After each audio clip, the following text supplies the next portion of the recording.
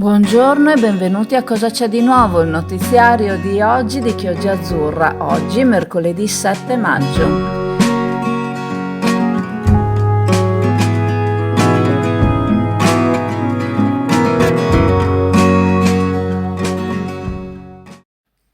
È l'ex vice sindaco di Fratelli d'Italia Daniele Brasiola a sottolineare con un post sul suo profilo Facebook la situazione del parco giochi dell'Isola dell'Unione. L'area è aperta al pubblico, utilizzando termini poco generosi ma in linea con le condizioni in cui il parco si trova. Erba alta come un po' su tutti i parchi in cui abbiamo avuto modo di entrare in questi giorni e giostrine maltenute e pericolose. Tra l'erba alta anche le buche sono insidiose. Sottolinea Brasiola che l'amministrazione sta cercando di sviare l'attenzione e mascherare le proprie mancanze, enfatizzando stralci di asfaltature che si discostano di poco o di nulla da una programmazione ordinaria. Nel frattempo, mentre in città sta continuando il dibattito su quello che potrebbe essere il futuro dell'Isola dell'Unione, vertiporto, area concerti o area sportiva, quello che viene mostrato ora, conclude Brasiola, lascia nauseati. Protecta, scelta sempre da più famiglie e imprese per proteggere la propria casa e la propria attività dai furti e per vivere con maggior serenità. Tecnologie avanzate, monitoraggio professionale ed esperti pronti a intervenire in qualsiasi momento. Solo 60 secondi dalla verifica dell'intrusione all'invio delle forze dell'ordine. Contatta Protecta per un consulto adatto alle tue esigenze. 800 778 779. Affidati a Protecta, sempre al tuo fianco.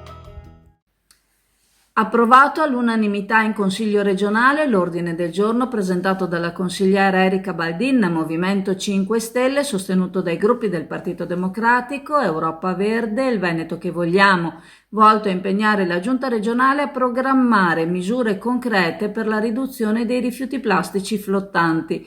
L'iniziativa punta a contrastare l'accumulo di rifiuti provenienti dall'asta dei fiumi che si depositano lungo gli stessi corsi d'acqua per giungere poi alle foci e infine sulle spiagge.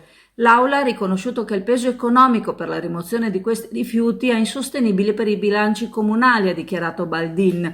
Non può ricadere solamente sugli enti litoranei. È una questione di equità sollevata da anni sia dai sindaci del G20 Spiagge che dai rappresentanti dei territori attraversati dai fiumi. Il problema, spiega la consigliera, non riguarda solo detriti naturali o residui industriali, ma comprende anche rifiuti urbani, boe, attrezzature da pesca danneggiate, scarichi provenienti da navi commerciali e da crociera. Durante la sessione del bilancio del 2024, prosegue Baldin, si era dichiarata la volontà di intervenire concretamente, coinvolgendo gli enti locali e dotandosi delle necessarie competenze tecniche per dare attuazione al piano. Baldin ha inoltre ricordato che già nel 2021 aveva presentato un disegno di legge per modificare la normativa regionale sui rifiuti giacenti, prevedendo contributi annuali ai soggetti impegnati nella raccolta.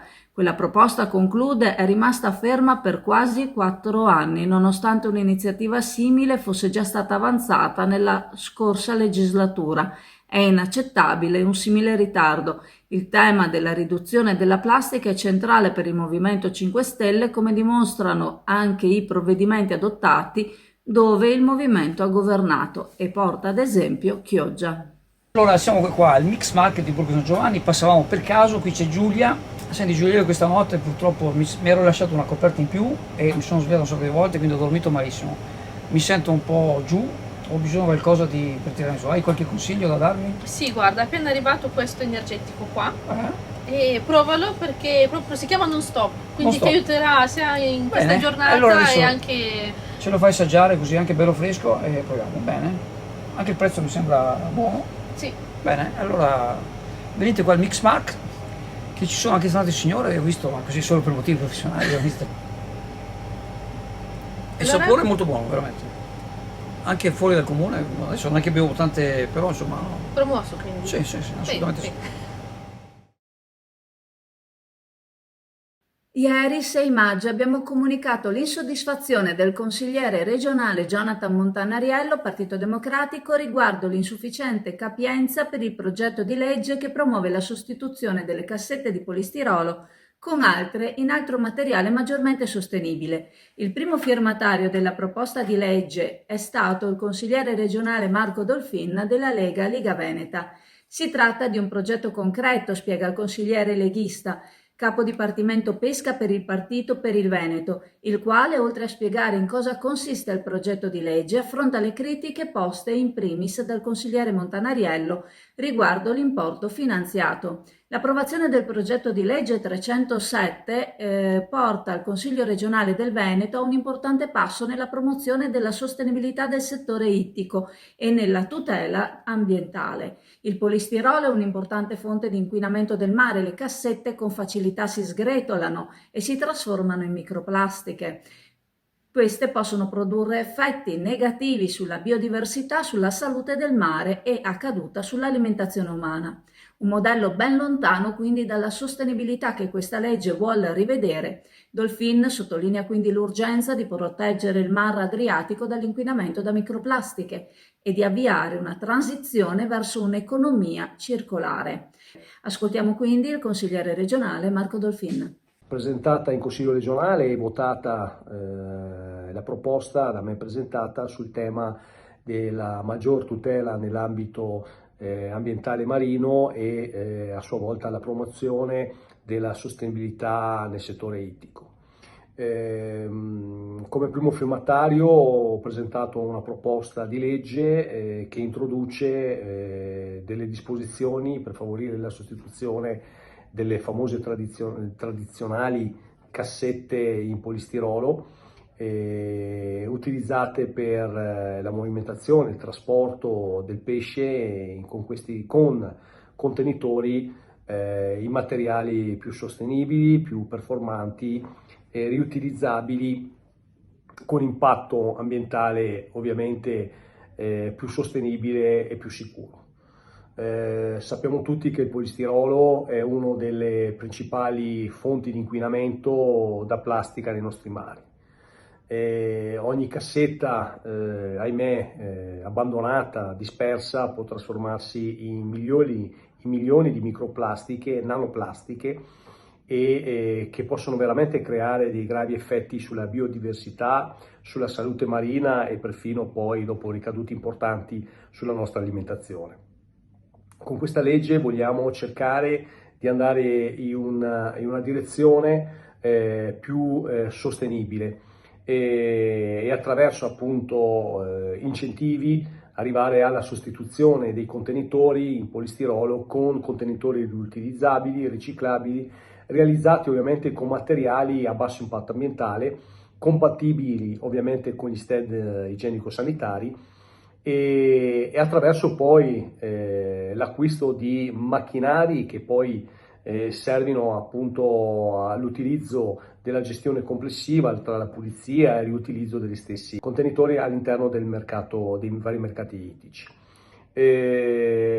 Ovviamente il tutto con la gestione degli stessi mercati ittici e il rapporto con le imprese e con il mondo appunto della pesca.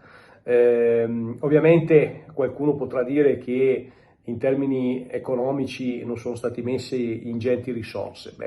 La regione non si sostituisce ai mercati ittici o alle imprese, ma bensì avvia questo processo che poi attraverso dei bandi ben specifici farà sì che gli stessi mercati ittici, le imprese e quant'altro potranno interagire, potranno avere tutte quelle risorse per mettere, diciamo così, in rete questo cambio che avverrà non dalla mattina alla sera, ma ci sarà in maniera graduale, addirittura fino al 2030, la possibilità appunto di introdurre un nuovo sistema di gestione dei contenitori per quanto riguarda la filiera dei prodotti ittici, del pesce e quant'altro.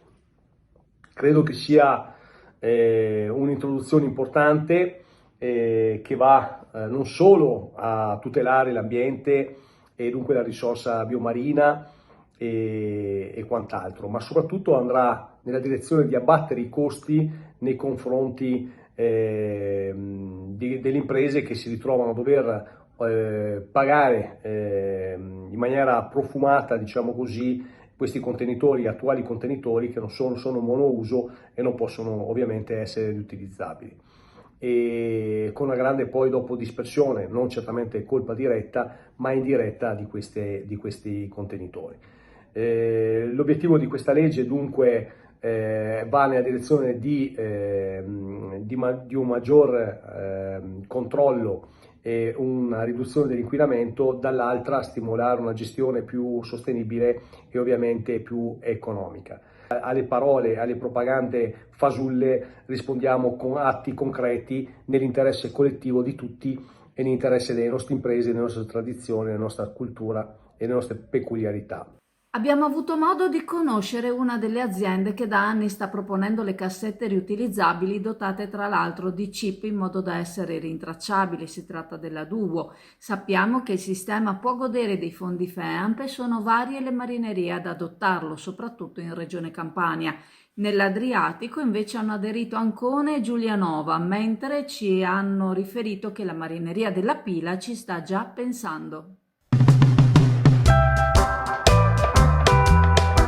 Stema svuota tutto, hai sentito bene? Dal 5 maggio ogni mattina dalle 8:30 alle 12:30, dal lunedì al sabato, Stema a Portoviro fa piazza pulita, bikini e costumi donna a 10 euro, bimba a 3 euro, bimbo a 2 euro. Corri prima che finisca tutto, Stema, il vero affare, ti aspetta a Portoviro.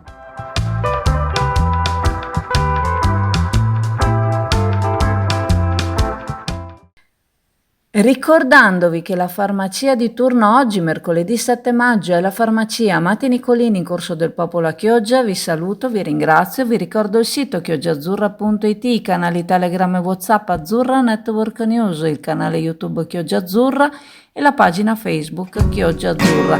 Continuate a seguirci, lasciate un like e ciao a tutti.